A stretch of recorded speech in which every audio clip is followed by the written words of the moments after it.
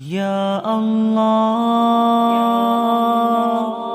یا اللہ۔ بسم اللہ الرحمن الرحیم۔ قرآن مجید فرقان حمید کے 28ویں سپارے کی مختصر تفسیر۔ قرآن مجید فرقان حمید کے 28ویں سپارے کے اندر کل 9 صورتیں ہیں۔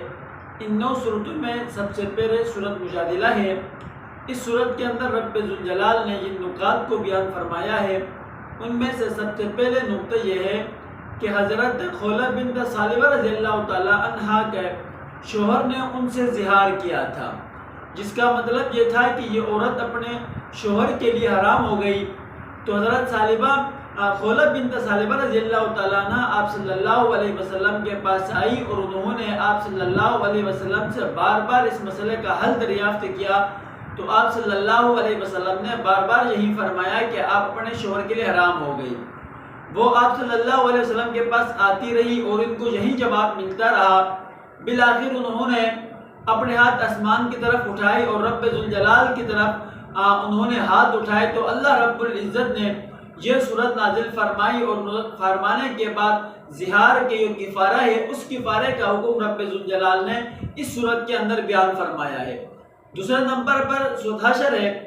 سورۃ حشر کے اندر جن نکات کو اللہ رب العزت نے بیان فرمایا ہے ان میں سے پہلا نقطہ یہ ہے کہ جو قبیلہ بنو نذیر ہے انہوں نے آپ صلی اللہ علیہ وسلم کو دھوکے سے قتل کرنا چاہا تو آپ صلی اللہ علیہ وسلم نے ان کی طرف چڑھائی فرمائی اور آپ صلی اللہ علیہ وسلم پر حملہ کیا اور بالآخر وہ اپنے گھروں سے باہر نکل آئے تو آپ صلی اللہ علیہ وسلم نے ان کو وہاں سے جلا وطن کر دیا، ان کو جلا وطن فرما دیا۔ اور یہ اسلام کی پہلی جلا وطنی تھی کہ مسلمانوں نے کسی غیر مسلموں کو ان کے علاقے سے کسی دوسرے ملک کی طرف جلا وطن کیا تھا۔ اور دوسری جو جلا وطنی اسلام میں ہوئی تھی وہ حضرت عمر فاروق رضی اللہ تعالیٰ عنہ کے دور میں ملک شام کی طرف انہوں نے نکال دیا تھا، انہوں نے جلا وطن کیا تھا۔ اس کے اندر تو ایک یہ نقطہ بیان ہے۔ دوسرا نقطہ یہ بیان ہے وہ ایک صحابی رسول صلی اللہ علیہ وسلم کے مہمان کی ضیافت کا بیان اور اس مہمان کے اپنے میزبان کی تعریف کا جو بیان ہے اس کو اللہ رب العزت نے اس صورت کے اندر بیان فرمایا ہے۔ تیسرے نمبر پر جو صورت ہے وہ صورت ممتحنہ ہے۔ صورت ممتحنہ کے اندر اللہ رب العزت نے جن نکات کو بیان فرمایا ہے وہ یہ ہے کہ مسلمانوں کو تنبیہ کی گئی ہے کہ وہ اسلام دشمنوں سے کبھی بھی دوستی نہ کرے، بلکہ وہ دوستی مسلمانوں کے ساتھ کرے، اس لیے کہ جو اسلام دشمن ہے وہ ہر وقت اسلام کو نقصان پہنچانے کی در پہ رہتے ہیں۔ اسی لیے مسلمانوں کو تنبیہ کی گئی ہے کہ وہ کبھی بھی کافروں کے ساتھ دوستی نہ کرے، کیونکہ وہ ہر وقت مسلمانوں کو تکلیف پہنچانے کی سازشیں کر رہے ہوتے ہیں، اسی لیے ان کو منع کیا گیا ہے۔ دوسرا نقطہ، جو عورتیں ہجرت کر کے مدینہ منورہ آئیں گی آپ صلی اللہ علیہ وسلم کو حکم دیا کہ ان سے بیعت لے، ان سے وعدہ لے۔ اور بیعت کس چیز کی لے؟ سب سے پہلی بیعت اس چیز کی لے کہ وہ اللہ کے ساتھ کسی کو شریک نہیں کریں گے، دوسرے نمبر پر چوری نہیں کریں گے، تیسرے نمبر پر زنا نہیں کریں گے، اور چوتھے نمبر پر اپنی جو اولاد ہے ان کو وہ قتل نہیں کریں گے، اور پانچویں نمبر پر کبھی بھی کسی پر بہتان تراشی نہیں کریں گے۔ ان سے ان عورتوں کے سے بیعت لینے کے بارے میں جو احکامات ہے، بیعت لینے کے جو واقع اس کو اللہ رب العزت نے اس سورت کے اندر بیان فرمایا ہے۔ اور اس کے بعد جو سورت ہے وہ سورت صف ہے۔ سورت صف کے اندر اللہ رب العزت نے نکات کو بیان فرمایا ہے۔ اس میں سب سے پہلا نقطہ یہ ہے کہ جس چیز کی نصیحت کی جائے اس پر پہلے خود عمل کرے۔ اگر کوئی بھی داعی کسی چیز کی دعوت دیتا ہے، کسی کو نصیحت کرتا ہے تو اس کو چاہیے کہ سب سے پہلے اس پر خود عمل کرے، ورنہ داعی خود کیا ہوگا؟ مجرم ہوگا۔ اور دوسرے نمبر پر اللہ رب العزت نے نقطوں کو بیان فرمایا ہے وہ یہ ہے کہ جہاد کرنے والے اللہ کے نگاہ میں محبوب ترین لوگ ہیں۔ اللہ کے محبوب لوگ ہیں وہ اللہ کے راستے میں جہاد کرنے والے ہیں۔ اور تیسرا نقطہ یہ بیان فرمایا وہ یہ ہے کہ کوئی بھی آدمی کتنی بھی طاقت صرف کر لے وہ نور الہی یعنی اسلام کو کبھی بھی مٹا نہیں سکتا۔ اسلام ہمیشہ شاد رہے گا، بات رہے گا، ہمیشہ کے لیے رہے گا، کوئی بھی طاقت اسلام کو مٹا نہیں سکتی ہے۔ یہ اللہ رب العزت نے اس صورت کے اندر بیان فرمایا ہے۔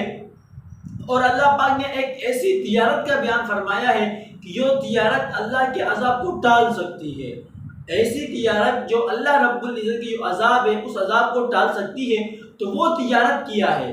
وہ تجارت اللہ رب العزت نے بیان فرمایا ہے کہ اس میں سب سے پہلے جو چیز ہے وہ ایمان ہے۔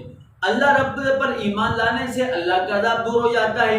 اور دوسرے نمبر پر جہاد فی سبیل اللہ ہے، اللہ کے راستے میں جہاد کرنے سے بھی اللہ رب العزت اپنے عذاب کو ٹال دیتے ہیں۔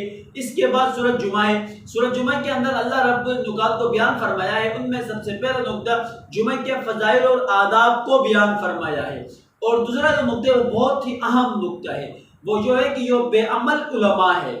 بے عمل علماء کا بیان فرمایا ہے کہ ان کی مثال اس گدھے کی بارے سے تشبیہ دی گئی ہے بے عمل علماء کو، کہ جس کے اوپر بوجھ لاد کر لایا گیا ہو اور اس گدھے کو علم بھی نہیں ہے کہ میرے اوپر جو بوجھ لادا گیا ہے وہ بوجھ کس چیز کا ہے۔ اسی لیے کہ بے عمل علماء یہ چیز کو بیان کرتے ہیں، ان کی مثال اس گدھے کی طرح ہے، جس طرح گدھے کو علم نہیں ہے اسی طرح علماء کو بھی علم نہیں ہے کہ میں جو بیان کر رہا ہوں وہ کس چیز کے بارے میں، اس کے بعد مجھے خود بھی کرنا چاہیے، وہ خود عمل اس پر نہیں کرتے۔ اس کے بعد سورۃ منافقون ہے، سورۃ منافقون کے اندر اللہ رب العزت نے نکات کو بیان فرمایا ہے۔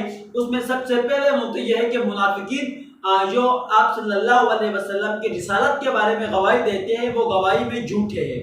اور اس کے بعد رئیس المنافقین عبداللہ بن ابی کا بیان ہے، جس نے غزوہ احد کے بارے میں یہ واقعہ گھڑ لیا تھا، جو انہوں نے سازشیں کی تھی، دھوکے دیے تھے، ان دھوکوں کا ذکر اللہ رب العزت نے سورہ کے اندر بیان فرمایا ہے۔ اور مومنین کو بار بار تنبیہ کی گئی ہے کہ آپ کی مال اور آپ کی جو اولاد ہے وہ تمہاری بربادی کا سبب نہ بن جائے۔ اور اس کے بعد سورۃ تغابن ہے، کیا تغابن کا مطلب کیا ہے؟ تغابن کیا ہے؟ قیامت والے دن جنتی لوگ جو ہے وہ جنت کے اندر جہنمی لوگوں کے گھروں پر قبضہ کریں گے۔ وہ کیسے کریں گے؟ اس لیے کہ جنت کے اندر جہنمی لوگوں کے لیے بھی گھر بن جائیں گے، وہ جہنم میں جانے کی وجہ سے ان کے گھر خالی ہوں گے، تو جنتی لوگ ان کے گھروں کو جا کر کیا کر دیں گے؟ قبضہ کر دیں گے۔ اس لیے کہ اس صورت کو اس یوم التغابن بھی کہا جاتا ہے۔ اس کے بعد مومنین کو تنبیہ کی گئی ہے کہ تمہاری بیویاں ہے اور تمہاری اولاد ہے، ان میں سے بعض تمہارے دشمن ہیں، ان سے کیا کرنا ہے؟ بچتے رہنا ہے۔ اس کے بعد سورۃ طلاق ہے، سورۃ طلاق کے اندر طلاق کے بعد مسائل کو بیان کیا گیا ہے اور مختلف قسم کی عورتوں کی عدتوں کو بیان کیا گیا ہے، اور اس کے بعد متقیوں کے فضائل کو بیان کیا گیا ہے۔ اور اس کے بعد سورۃ تحریم ہے، سورۃ تحریم میں نبی اکرم صلی اللہ علیہ وسلم اور آپ کے ازواج کے درمیان ایک واقعہ پیش آیا تھا، اس واقعے کا ذکر ہے۔ وہ واقعہ کچھ اس طرح ہے کہ آپ صلی اللہ علیہ وسلم ایک مرتبہ زینب بنت جحش رضی اللہ تعالیٰ عنہ کے پاس گئے، وہاں پر کچھ دیر ٹھہرے رہے۔ وہاں پر آپ صلی اللہ علیہ وسلم نے شہد کو تناول فرمایا، اور وہاں کچھ زیادہ دیر رہنے کے بعد جب دیکھے حضرت اما عائشہ صدیقہ رضی اللہ تعالیٰ عنہ اور اما حفصہ رضی اللہ تعالیٰ عنہ نے دیکھا کہ آپ صلی اللہ علیہ وسلم معمول سے زیادہ ٹھہرا ہے، تو انہوں نے آپس میں مشاورت کی، کرنے کے بعد کہا کہ آپ صلی اللہ علیہ وسلم آئیں گے تو ہم ان کو یہ کہیں گے کہ آپ کے منہ سے مغافیر کی بو آ رہی ہے۔ جب آپ صلی اللہ علیہ وسلم آئے تو انہوں نے ایسے ہی کہہ دیا، تو آپ صلی اللہ علیہ وسلم نے ان سے کہا کہ آپ نے کسی کو نہیں بتانا کہ آئے کے بعد میں کبھی بھی شہد نہیں کھاؤں گا۔ آپ صلی اللہ علیہ وسلم نے قسم اٹھائی، تو آپ صلی اللہ علیہ وسلم کی قسم اٹھانے پر اللہ رب العزت نے قرآن پاک کی سورت آیت نازل فرمائی، اور فرمانے کے بعد فرمایا کہ آپ اپنے قسم توڑے بلکہ کفارہ ادا کرے اور آپ اس کو شہد کو کیا کہ کھائے۔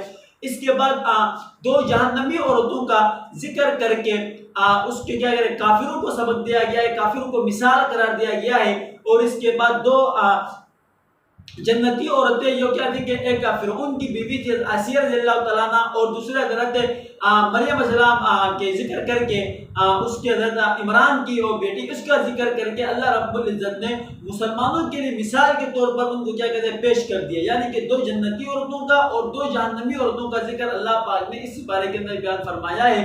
تو دعا فرمائیے کہ رب ذوالجلال مجھے اور آپ کو وہ قرآن پاک کو سمجھنے کی، ترجمے کے ساتھ پڑھنے کی توفیق عطا فرمائے، پر عمل کرنے کی بھی توفیق عطا فرمائے۔